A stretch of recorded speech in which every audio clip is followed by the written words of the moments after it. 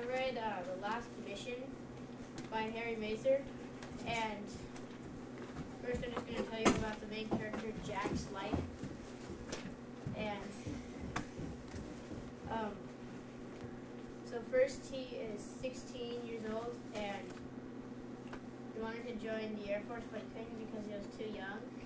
And his brother, who was 19, he also joined, but he didn't make it, so Jack used his papers to get in because he really hated Hitler because he's a Jew.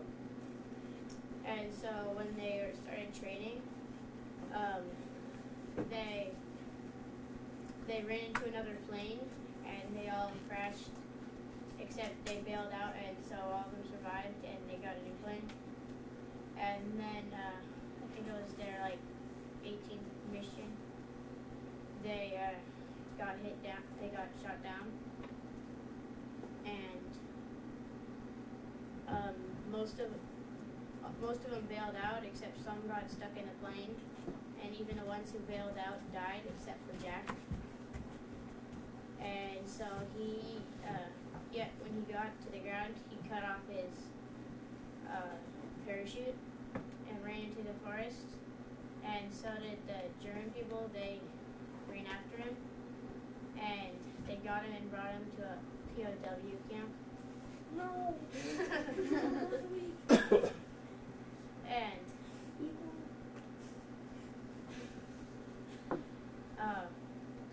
all they got to eat there was bread and stuff. And so when they finally got free, Jack heard that Hitler had died, and so he wanted to tell the sergeant about his real age. And so when he did, he got let go from the army, and he went back. And then just a couple months later, the war was over, and so that's when the book ended. And then about the culture, there back in when the war times, they didn't have any TVs or computers, so they had radios to listen to, and instead of just TV shows, they had radio shows like The Lone Ranger and stuff. And during the war, there's no men to do before the war, all women could do were stay in the house and cook and stuff, and then during the war, all the men were in the army. Most of the men were in the army, so there was nobody running the factories, so all the women had to do that. And when the war was over, all the boys came back and did the factories, and they just told the girls that they had to go back to doing housework and stuff. Except then that was the first time they ever noticed that they were lower than the guys. And so they had a little kind of strike thing. And my opinion of the best part of the book, the description, was when they got shot down by the Nazis, and most of them died, except it was just really descriptive and stuff. And also once the Japanese bombed Pearl Harbor, the Americans took all the Japanese and put it into this thing called internment camps, because they thought they were spying for Japan.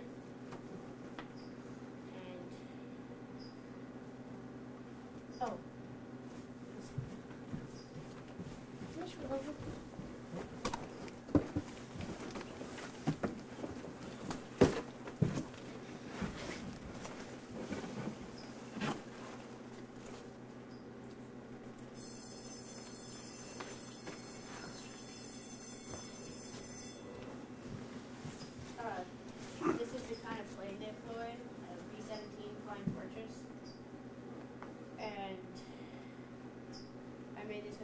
and there's like, I think 11 or 12 guns on it. So the tail gun broke off. And most of the stuff on the inside you can't really see, but there's like, or my grandpa, he was right there, he was the bombardier. And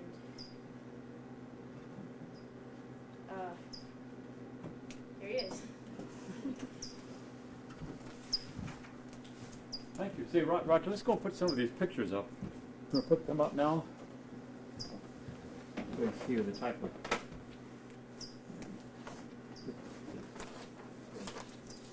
Just put them up. Can you put them on the front here?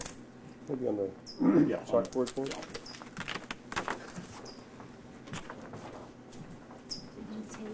Pictures here. Different clues.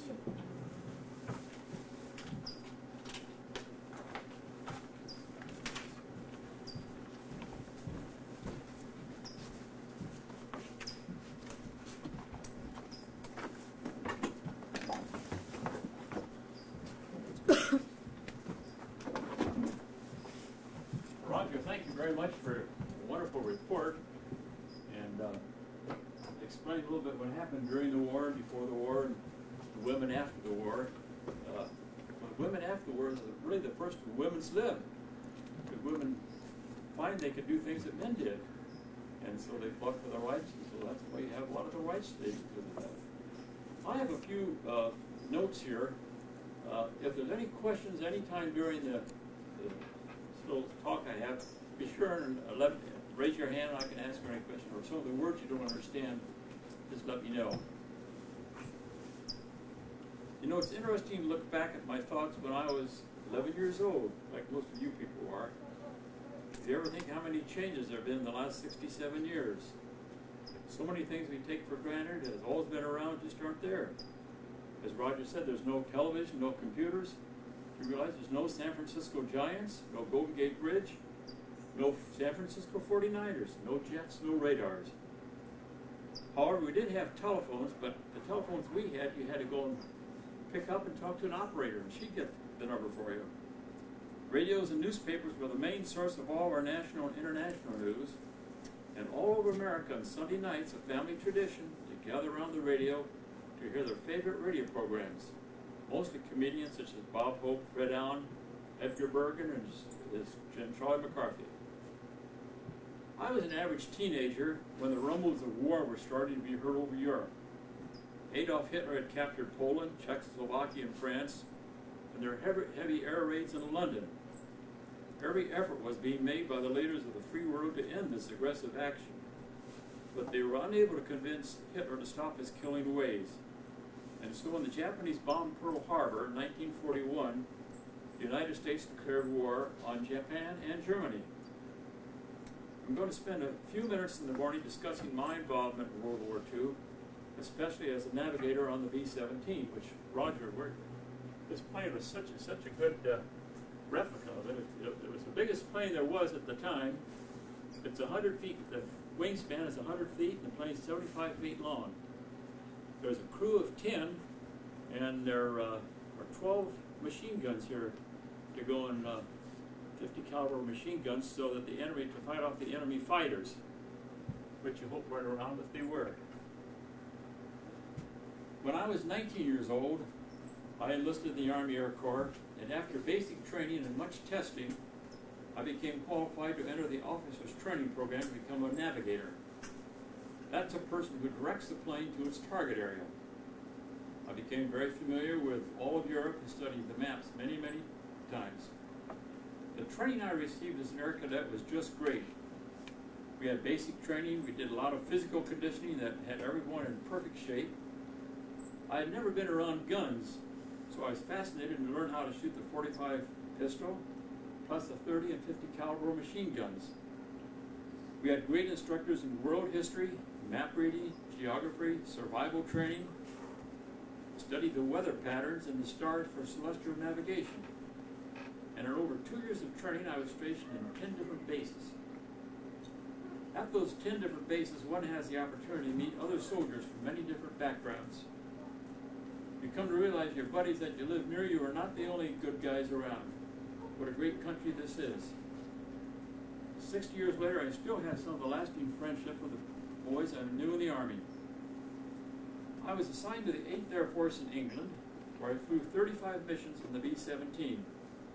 As Rog said, this plane is called the Flying Fortress because of the massive gunpowder it had. These guns provided ample protection as we were being attacked by enemy fighter planes trying to shoot us down before we could reach our target with our bomb load. Our mission was to hit any target that would curtail or stop Germany's ability to conduct a war. These targets would include airports, oil refineries, aircraft factories, rail yards, and anything else that would damage Hitler's war effort. Roger did a great job on this B-17, and it was just super. In England, there were 112 American Air Force bases, and you know, England's an island. There was a joke, they said that England would sink. There were so many Americans over there with so many planes. Each base usually had 48 planes, or 4 squadrons of 12 planes each. Only 3 squadrons would fly each day, and while the others were rested, each B-17 had a crew of 10 men. Now, it's interesting, when we would go on a mission, there were these 112 bases were an area, a very small area. So to assemble, you had to assemble, you assembled your 36 planes, you go around a circle as you gain altitude, your bombing altitude, and as you were doing this, the other base over here, at one time we had 3,000 planes in the air, 3,000 B-17s getting ready to go to the target. We have to go and assemble, and it's very dangerous because of all the, you know how the currents after the wind props, and so as we assembled, you got to be very, very careful of the planes around you. And the weather was very bad. Well, a typical day like today, we'd be flying. This is a good day we'd be flying. Thought you might be interested in what we wore in those flights. First, we put on our long johns. Then we had electric flying suits for warmth, as it got 35 degrees below zero at high altitudes. Then heavy boots, gloves, scarves, and warm headgear, and a helmet. When we traveled over the English Channel, we had to put on our Mae West, which was the vest that kept us afloat if we had a ditch at sea. When we entered enemy territory, we had to put on our flak jackets to prevent getting hurt with the shrapnel or flak from the anti-aircraft guns. This was the worst thing for us. The anti-aircraft guns would send up the little ball of steel, and it would explode, and anything in the way would be in trouble. On top of that, we had to be sure our oxygen system was connected and our communication system was hooked up so we could talk to the other crew members. Most of our missions were 5 to 6 or even up to 10 hours in flight. So when we got back to our base, we were really exhausted. One of the missions I remember most was the February 3rd when he hit the rail yards, oil refiners near Berlin. Can you imagine that day? There were almost 3,000 planes in the air, the bombers and their fighter protection. 3 squadrons from each base would take off, and we'd all assemble in the sky. To give you an idea, the number of airmen involved in this one mission, just like the entire population of Cordoba would be up in the air going to make the bomb raid. That's how many people would be involved. I want you to remember that as strange as it sounds, wars are fought for peace. Sometimes there's just no other way, but what a shame that there has to be so many casualties in the name of peace. And now, and after the war, the United States began a massive plan to help rebuild Japan and Germany. Now Germany and Japan are our allies. Thanks so much for giving me the opportunity to speak with you. Let's hope that the free world will once again be victorious again before too long. Do you have any questions about the plane submissions or anything? Yes? I'd just like to say that my dad was a navigator. No, how great. How great. Not in this photo, was it? No. Good for him. Well, it's steady hard in your mathematics, and it's a good thing it's a wonderful thing. And this is a typical crew, a crew of 10. You see how big the plane was. In those days it was a big plane. Now compared to our planes, it's not quite that big. But a navigator would be right up here in the front, the navigator and the bombardier. We had a 50 caliber machine gun here, 50 caliber here. And we had, these are guns we'd operate sort of like the games you play. You go and like press the buttons and then go walk around and at the chute. Here's another picture of the plane. Here's a picture of the bases, a lot of the bases in England. I was at Raviston here, and I was at Lawton. Here's two bases. Germany and France are over here. So we'd assemble, all these planes would go and assemble, go around a circle, they get up to maybe 15,000 feet. Then we'd go over the English Channel, we'd get up, we'd go probably around 30,000 feet to make our bombing run. This is a B-17, a B-24, a P-38, a P-51, P-47. There's also another picture of all of them. Any other questions? Well, let's just hope that none of you have to go to war and have peaceful endeavors. It's interesting. I think traveling is, when you meet people on a one-to-one basis, you get along fine. It's unfortunately that some of the leaders they're bad guys. They just have no understanding, no appreciation, get along with everybody. But I'm sure that you travel to other places, you travel around Americans, and travel overseas.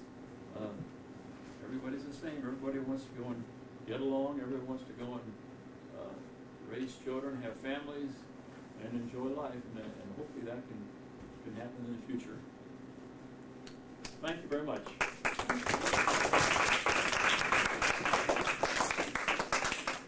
No other questions? But you brought your uniform, sir. We don't want to. Oh, yeah, no, see, I can still get in my own uniform. This is a summer uniform. And after all these years, we tried them on the other day, and a few moth holes in them. They're amazing. They taught me to exercise in the Army. How about that? That's why you gotta go to pee every day. That's right. Good. Thanks so much. Thank you very much. Oh.